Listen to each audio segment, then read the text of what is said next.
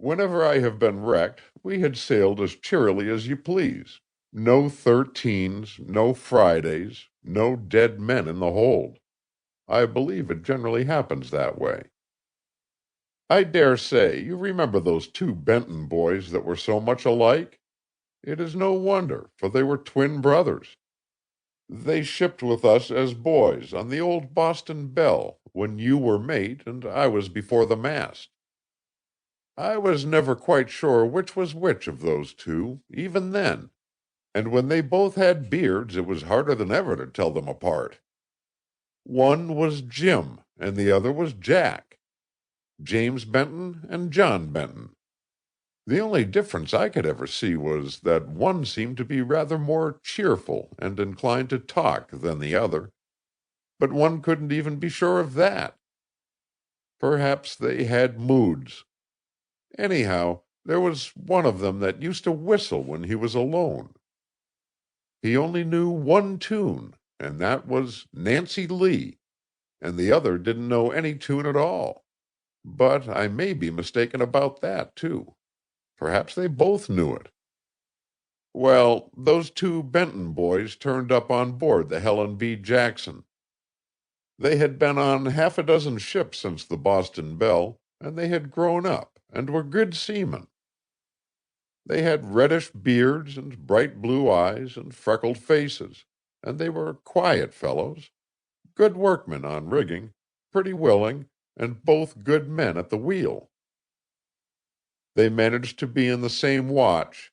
It was the port watch on the Helen B., and that was mine, and I had great confidence in them both. If there was any job aloft that needed two hands, they were always the first to jump into the rigging. But that doesn't often happen on a fore and aft schooner. If it breezed up, and the jib topsail was to be taken in, they never minded a wetting, and they would be out at the bowsprit end before there was a hand at the downhaul. The men liked them for that, and because they didn't blow about what they could do. I remember one day in a reefing job, the downhaul parted and came down on deck from the peak of the spanker. When the weather moderated and we shook the reefs out, the downhaul was forgotten until we happened to think we might soon need it again. There was some sea on, and the boom was off, and the gaff was slamming.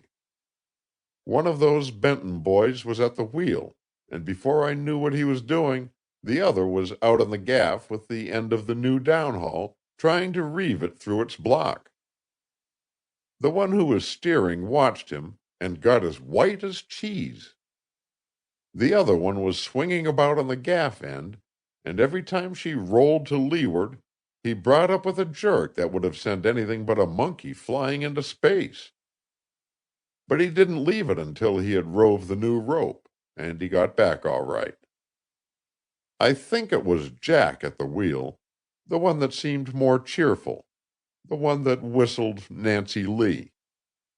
He had rather have been doing the job himself than watch his brother do it, and he had a scared look. But he kept her as steady as he could in the swell, and he drew a long breath when Jim had worked his way back to the peak halyard block, and had something to hold on to. I think it was Jim. They had good togs, too, and they were neat and clean men in the forecastle. I knew they had nobody belonging to them ashore, no mother, no sisters, and no wives, but somehow they both looked as if a woman overhauled them now and then. I remember that they had one ditty bag between them, and they had a woman's thimble in it. One of the men said something about it to them, and they looked at each other, and one smiled, but the other didn't. Most of their clothes were alike, but they had one red guernsey between them. For some time I used to think it was always the same one that wore it, and I thought that might be a way to tell them apart. But then I heard one asking the other for it, and saying that the other had worn it last. So that was no sign either. The cook was a West Indiaman called James Lawley. His father had been hanged for putting lights in coconut trees where they